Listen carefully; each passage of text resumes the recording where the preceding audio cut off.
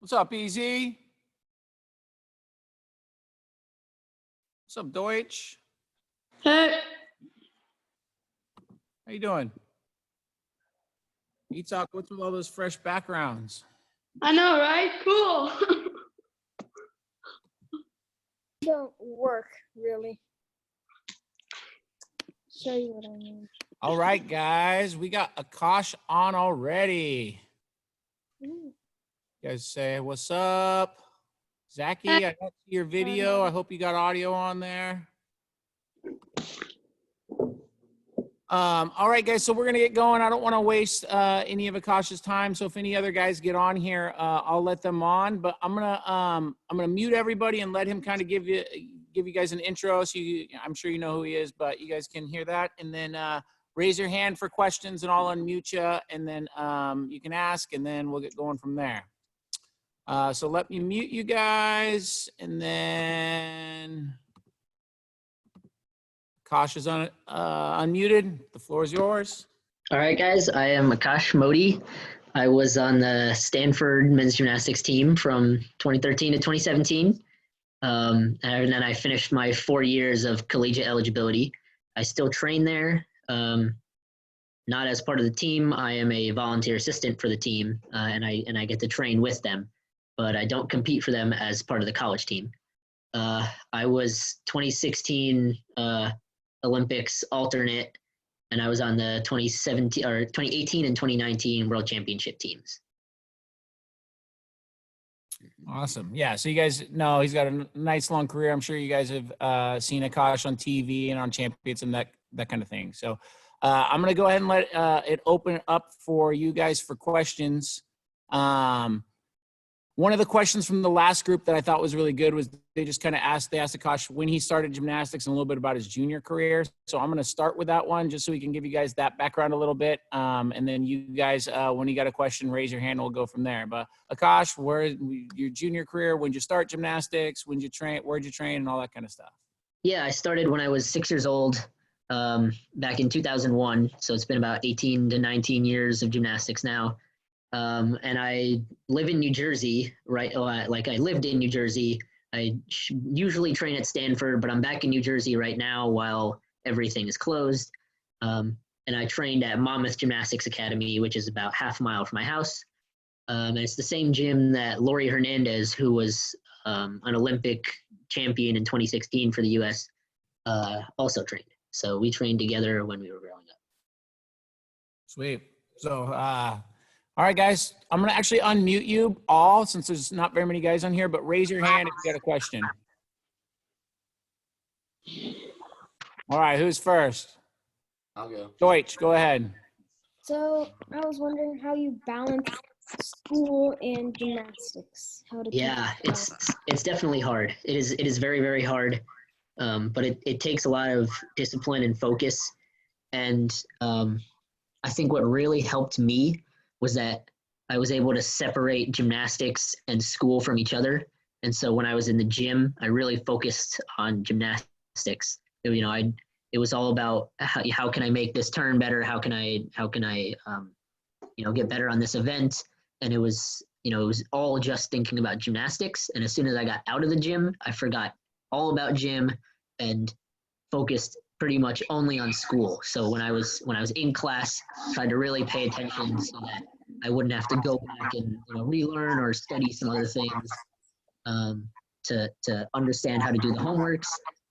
And then when I did homeworks, I tried to be as efficient and quick as possible while doing my best work. So it's really just about trying to put your best effort forward every time you're doing something important.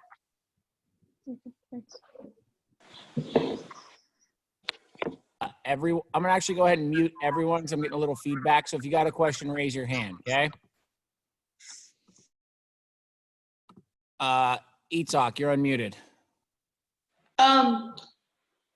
What motivated you to stretch more, like during the day?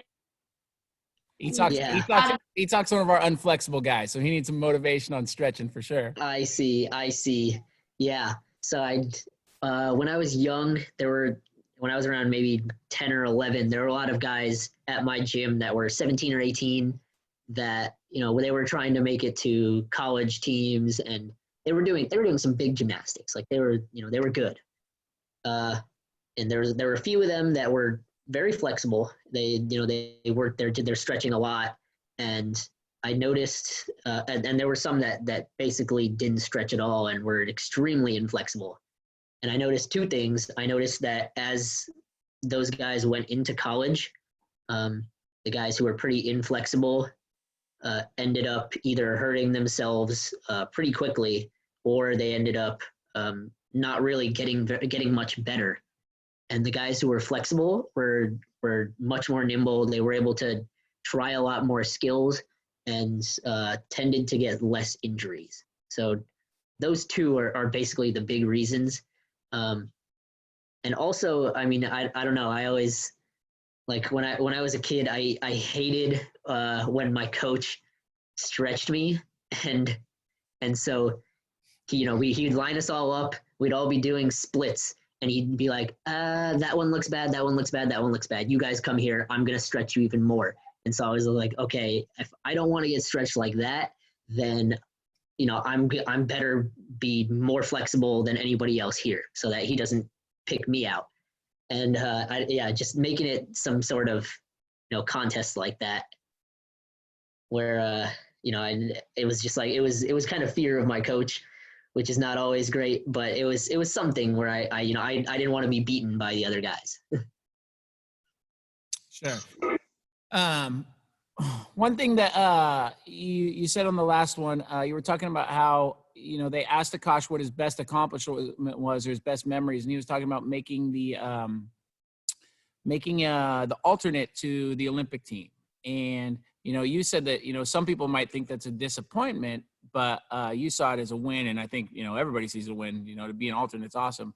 But have you ever had disappointment from a competition or anything like that? And how do you deal with that? And, like I know these guys worked hard this season and their season got cut short, and they're probably feeling a little disappointment. But ways that, that they could deal with that, and way to deal when you think you're going to make it to nationals, or you think you're going to, do this, and then it doesn't quite happen that way. Yeah. So I first made national team in 2011, and then that was a junior national team. And then I did well 2013, when I was still a senior in high school. I ended up making the senior national team, which was awesome. It was like one of the greatest things that I had done up until that point. And I kept going. It was getting better and better. And then 2015, that summer, it was U.S. championships. And, I had my eyes trying to make the world championship team that year. And that U.S. championships was just terrible. Like I don't know what even happened. It was not good at all. I ended up being the first guy out of national team. And so, going into that competition, I was like, oh, maybe I can make the world championship team. That would be really cool. And then coming out, I didn't even make the national team, which, I had made for the last 4 years. And I would actually come to make for, every time until now. But, that was 8 months before the Olympics. And, I was thinking, oh, maybe I have a shot at the Olympics. And then suddenly I don't even make the national team, which is, there's 5 guys on the Olympic team and there's 15 guys on the national team. You have to at least make the national team to try to make the Olympic team. And so those 6 months where I wasn't on the national team, it was definitely disheartening. And I was definitely down, thinking, man, like maybe I'm just not good enough. Maybe I can't do it. Maybe I've already reached my peak, and this is it. I'm just gonna finish out my career once I'm done with college. But I took a week off after that competition. I went home, kind of regrouped, talked with my coach, and he said, like, hey, look, this is what you did wrong. This is what you did wrong. Maybe this part of your mental game wasn't as strong as it could be. And he kind of reshaped it into like sort of things that I could work on and kind of fix, instead of just like, oh, you need to do better next time. And so kind of having it concrete as to like what I could have done to get better and what I can do from that point to get better. made it a lot more real to me as far as, whether I can make it or not. And so I kind of just followed those steps, tried to stay as true to the training he gave me as possible, and asked for help from some other people. Like my cousin Raj Bhavsar was on the 2008 Olympic team, and he's faced a lot of disappointments and a lot of things in his life. So he helped me out with a lot of my mental game, and I brought everything together. Ended up second place at the Winter Cup Nationals in February, and then made it as the alternate for the Olympics that year. Oh man, that's a crazy story, going from making national team 4 years in a row to dropping off. That's rough. Yeah. But that's good though. I like definitely looking to other people. Your cousin Raj, of course, that's a great resource. But old coaches, new coaches. I think for you guys to take away from that is having the concrete steps and following through with it. And it can be overwhelming if you think, oh my God, I have to put together all these routines and all these skills. But if you take it one step at a time as a coach, that's the only way I can handle it. If I think about every little thing all of you guys got to do at once, it's overwhelming. But paying attention to one step at a time personally helps me as well. Anybody else got any questions? Anything you got to ask personally about competition, about skills, events? I mean, even the little guys were asking about Akash's favorite event, his favorite skill, what he eats, that kind of stuff. These guys are my quiet guys. They maybe know who you are a little more, or maybe a little more starstruck. I don't know. Nathan, you got a question? I'm going to unmute you. You're unmuted now. All right. I wanted to know how your training has changed since the Olympics have been postponed. Okay. So the usual path to progress for the Olympics is that around a year before the Olympics, you kind of have your Olympic routine. It's set, and you don't really change it. You kind of just work on getting it better, maybe add a very small change or two, but something very tiny. And so for the last few months, I've kind of just been working on details, polishing, and the same routine over and over and grinding there. But now that I have an extra year and 4 months, I'm starting to think maybe I can add an inverted cross on rings. And so I have milk cartons that I filled with water as weights, and I'm just working a lot of inverted cross strength with those. I have a pommel horse in my basement, and so I've been thinking okay, maybe I can add a full kier that I've been working for years, but I never really got, but now I have the time. So I'm going to put some extra effort into it and add that. So now I'm actually working more new skills and kind of thinking of how I can make my routines harder. But also because I don't have a full gym and I'm just stuck at home, I'm working more on the smaller things that I never really got a chance to work on when I was training 4 or 5 hours a day. And so I spend almost, 10 to 15 minutes a day just pointing my toes as hard as I can. I do a lot of toe point work, a lot of straight knee work, a lot of sticking work to where I'll stack things up outside and just jump onto the grass and work on sticking there. Or, I'll set up those blocks outside and put some comforters or mattresses or something that I have and work a back layout, back full, and try to work on that sticking since sticking dismounts has never been really good for me. So, it's the smaller stuff that I wasn't really good at while I was still in the gym, and that I can take the time to actually work on now that I'm not doing routines and events every day. Yeah, for sure. That's kind of the advice I had for these guys when we started all of this is what you need to work on right now. It's not cool. It's not going to get you Instagram likes. It's not sexy. You don't have your shirt off flexing, but it's the most important stuff for really good long-term development. Definitely. Yeah, for sure. Anybody else got any questions for Akash? Carson, you're unmuted. Go ahead. What nutrition tips do you have? Ooh, nutrition tips. So I was telling the other guys, I'm a vegetarian, so meat. Yeah, I can't really help you out with the meat stuff. But there's a few things that I like to do. I like to make sure that I have some sort of protein for every meal. So breakfast is usually eggs, and then I'm a big fan of beans and a big fan of tofu. So those two are my other ones that I get a lot of throughout the days. If I need a snack on something, like, if one of my meals is just pasta with like sauce and cheese, maybe as a snack in between meals, I'll have some nuts, which are pretty protein heavy. As other than that, what was I going to say? As far as the timing for the protein, there's actually some new research that a lot of, most people think like, okay, you need to have your protein right after practice, but there's some new research coming out that's saying that it's actually the same amount of benefit if you get the protein before practice or after. So, I'm not really a fan of like the supplements like creatine and like those whey proteins. A whey protein mostly works, but I'm really not much of a fan because it tends to build weight for me rather than muscle.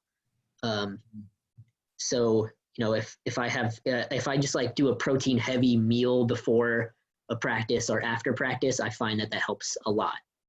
And what they say is that after a especially hard practice with a lot of strength, you should eat something within 30 minutes of the after finishing practice. So if you bring some sort of like protein bar or just a snack after practice, that'll help a lot with muscle regeneration and becoming less sore. Yeah, recovery. From everything I read, is that the diet is so important for the recovery from the workout, and making sure that you're being consistent on that stuff so that you're actually getting the most out of your workout and recovering. Gus, you just joined us. Nice to see you. You got any questions for Akash? I'm unmuting you. Hold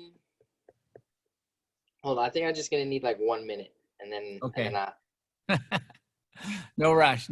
Anybody else got any questions for Akash at this point? I'll tell you guys. So Itzhak, go ahead. It's kind of the same thing, but like right before a meet, what do you tend to eat? Like, Yeah. So I get hungry very quickly, and so I like to eat a lot before practices and before competitions, but especially before competitions, and because you're nervous, your stomach starts to kind of, get bubbly and everything. I try to eat something pretty like basic and light. So it's usually just a sandwich with, nothing special, just like a few vegetables in there, like cucumbers, lettuce, tomatoes, cheese, it's Subway, Panera, whatever. If there's like or if it's some like near my house, I can make my own homemade sandwich, something like that, plus a pretty heavy salad, so that I'm pretty full and not going to get hungry throughout the meet, because a lot of competitions end up lasting for almost 5 hours. Do you do the same kind of meal? Like, do you have like a ritual for the competition, or it's just making sure you have something in your belly, that kind of thing?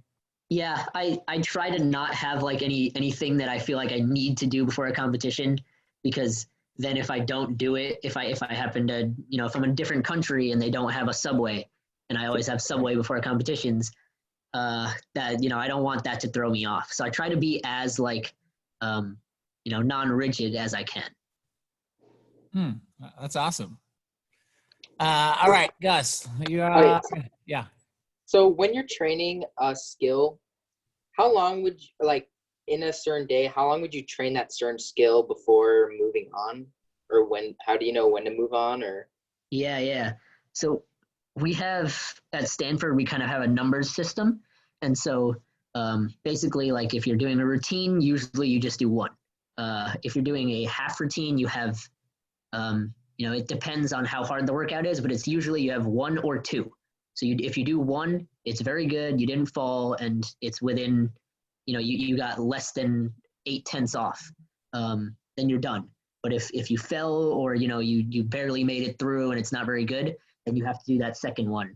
And so we kind of work down that way. Sequences become 3 or 6, and for skills we usually do 8 or 16. So you have, it also depends on how long the workout is, but usually around 8 or 16. So if it's a new skill, you give it, you have to do 8 good ones or 16 attempts. And so when I'm doing a new skill and I'm working the basic for it, let's say on a Tkachev, where I work the tap and I just let go and kind of sit on the bar, I would end up doing that 16 times. But now if I'm actually good enough to maybe do the Tkachev, then I would, but it's not great yet, that's okay. And then I would, if I can do it and I catch it 8 times, I'm done. If it takes 10 tries to make it 8 times, then that's great. It's better than, trying 16 times and only getting it 8 times there. So let's say, you're trying 20 times and you're not making 8. So that's when it's time to take a step back and go back to the 16 of the drill, right? Yeah. So like if I we max out at 16. So if I tried the skill 16 times, didn't make it, then yeah, it's time to go back to the drill. Definitely. Yeah. So guys, just to kind of follow up on that, one of the questions in the last one is they were asking Akash about any skill that was really scary for him.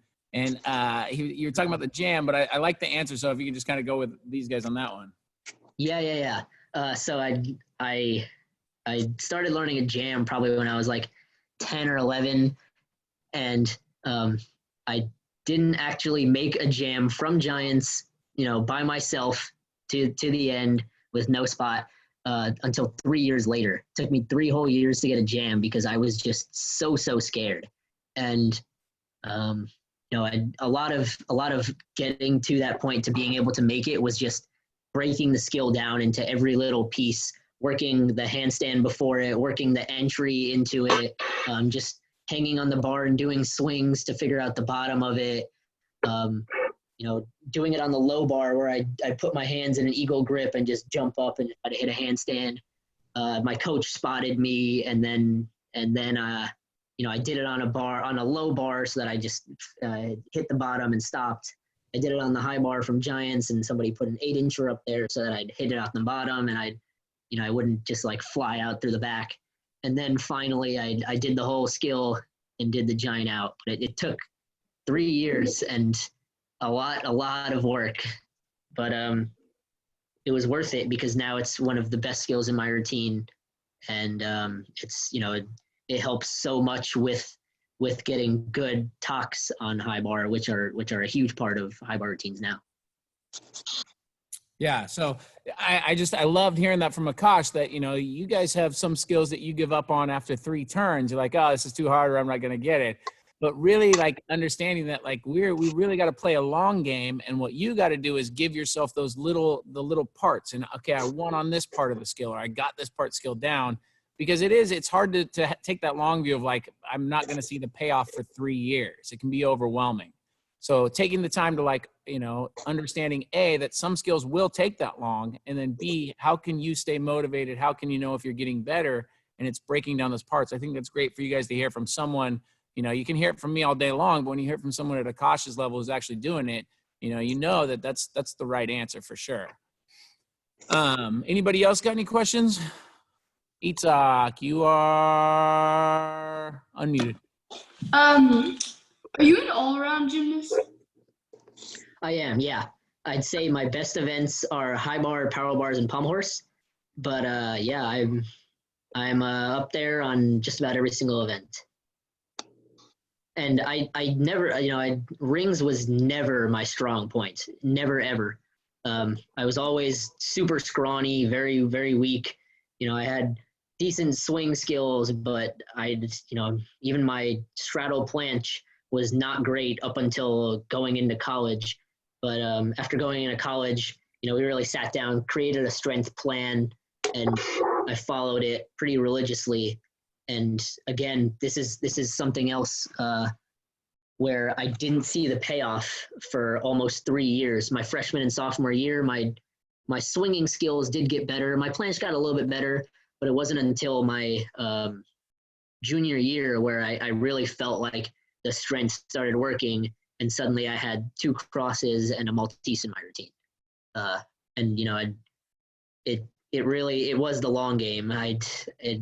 I'd worked ring strength pretty religiously 3 to 4 times a week, and it finally paid off. And now rings is one of my stronger ones. I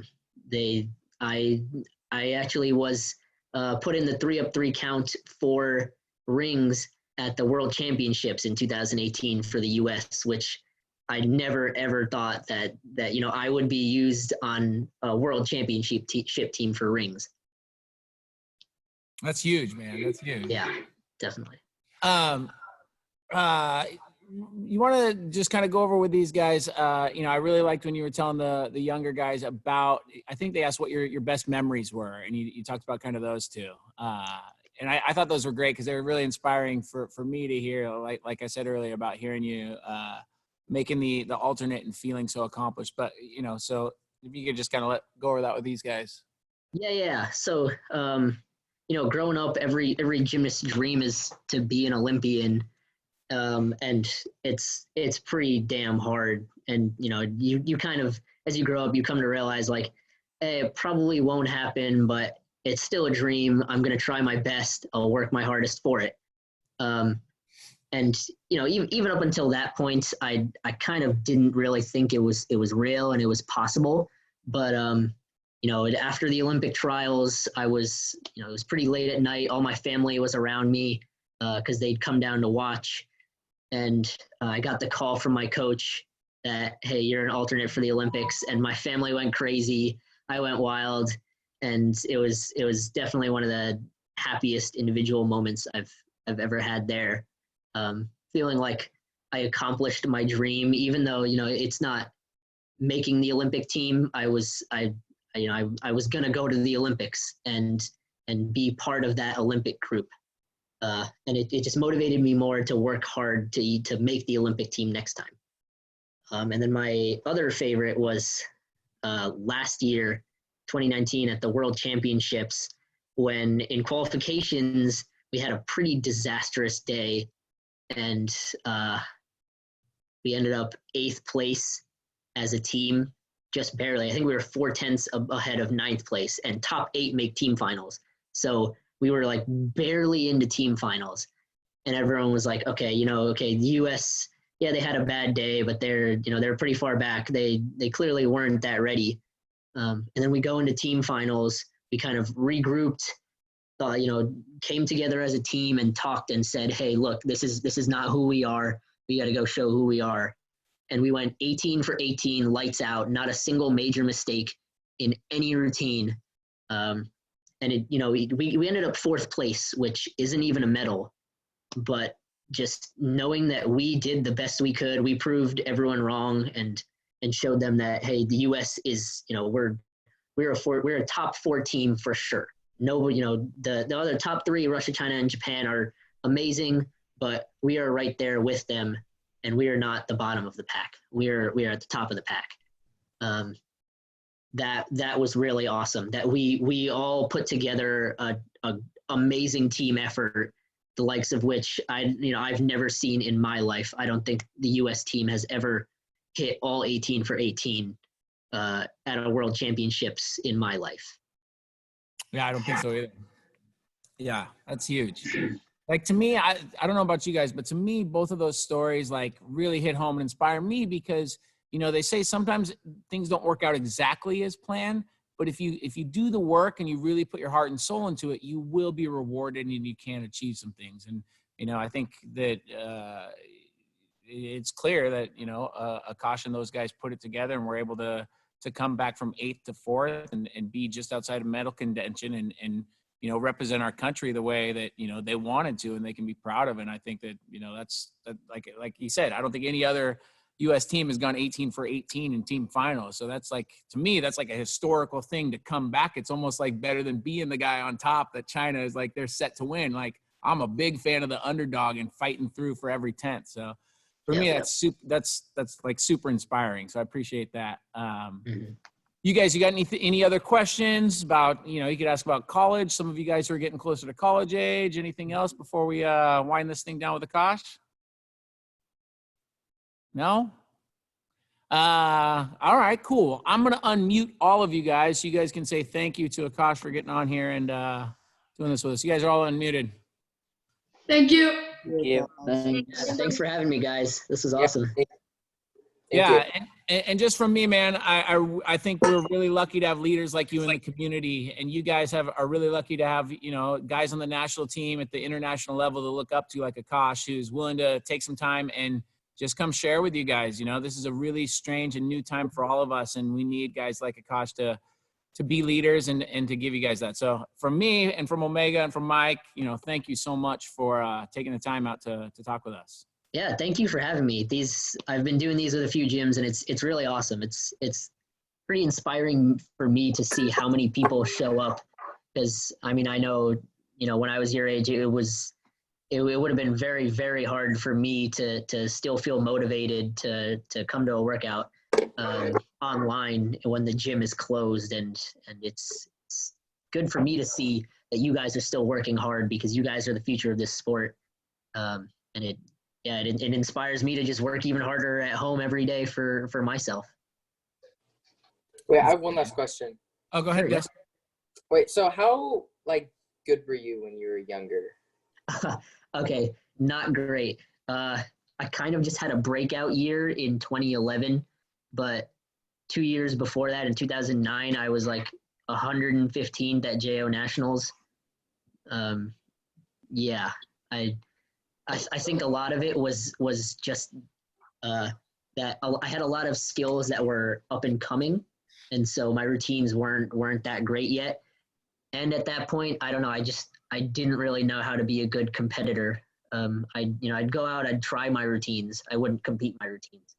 It's all about showing them off, and really executing and being confident that you are going to hit, and it's a matter of how well you hit, not whether you're going to make the routine or not. And I don't know, I kind of got lucky in that I just had a pretty good day, went 6 for 6 in 2011 JO Nationals, ended up second. And since then I was like, maybe I am pretty good and I can be good. And that confidence boost was pretty much all I needed to kind of push myself to the next level. For sure. Before we go, any other questions for anybody else? I don't want to cut you guys short. If you got anything to ask it now. Mm-hmm. No, we're good. All right. Well, Akash, I really appreciate it, man. We're rooting for you for 2021. We want to see you, Thank you. there in Tokyo representing That's the plan. the US, for sure. All right. Well, thanks again. Appreciate it. If you're ever in Oregon, come visit us. Yeah, for sure. For sure. Awesome. Yeah. See you All later, right. guys. Look. Thank you. All right, you guys. Thank you guys for getting on here. I thought that was great. I hope you guys got some questions answered. So next week, I think Spencer's going to get on one of the days. We're trying to get Jake Dalton on one of the days to talk to you guys a little bit, and trying to get Brennan Pentazis from Penn State to get on and talk to you guys. So write down more questions, especially like Nathan and Gus, you guys, and actually Mason, who are high school guys. And you got questions maybe about college life and is it worth it to do gymnastics in college, or is it worth it to do like the UW team, or would you, ask Kosh maybe even about like the social life in college, is it better to be on a sports team in college or not? Those kind of things where you can get insight from someone who's actually right there, it's different from even, guys who've been out of school for 10 years. It's a totally different world. So, I'll let you guys know. I'll send out an email what days we're going to do those. With those guys, I'm still trying to set them up. But yeah, I think if you guys can take anything away from that with hearing what Akash had to say, what I got out of it is, he was never the it guy, and I even actually remember back in 2011, that's when Spencer made the junior national team. and that was when Akash came in second at JO's. Everybody said he's just super sloppy. He can do big, hard skills, but they're super duper sloppy. And to see where he's come, it's been great to watch, because it's not like someone like Ewell who had perfect form ever since he was like 9 years old. It's someone who had to fight to get to where he is. Anything else from you guys? Any other questions? Anything going on? Anything you want to say? You guys don't need me to run you through a workout right now, do you? You can do it on your own. 'Cause I'll do it. Don't get me wrong. I'll scream at you across the internet. But cool. I saw Coach Mike today. He's doing good. He misses you guys. He's just still staying quarantined. You know, he always has the breathing issue, so he's not trying to go out very much. But yeah, so cool. Well, I'm gonna let you guys go. Think about what you heard from Akash today. Write down other questions for the guys we'll talk to next week. Get through your lists. Like he said, he's right now really working on. Was that you guys who was talking about what he can work on right now, or was that the other guys? Did you guys ask him how his training changed since we were quarantined? Yeah. Yeah. So even he said he's working on pointing his toes even. You know, that guy's trying to be an Olympian, and he's working on pointing his toes. How many of you guys have spent time pointing your toes during the quarantine? You know, if an Olympian's working on it, you should probably be working on that too. Cool. All right. Well, I'm going to let you guys go. Have a great weekend. Do the lists. And then I'll send out an email so you know. I think Monday might be Spencer getting on with you guys, and then we're going to try and go Thursday and Friday. Thursday with I think Brennan, and then Friday we're trying to get Jake Dalton on. But I'll give you guys a final schedule early next week. Send me, you guys, I told you guys the challenge: 2 presses in a row from straddle L, handstand hold 30 seconds, and 2 splits flat. Send me videos of that. I need to be posting stuff about Omega on Facebook and Instagram to keep kind of that present. So send me that content from you guys, okay? All right, awesome. Hands in. Let's do an Omega loud. 1, 2, 3. Omega! All right, have a good weekend, boys. Bye. Yep.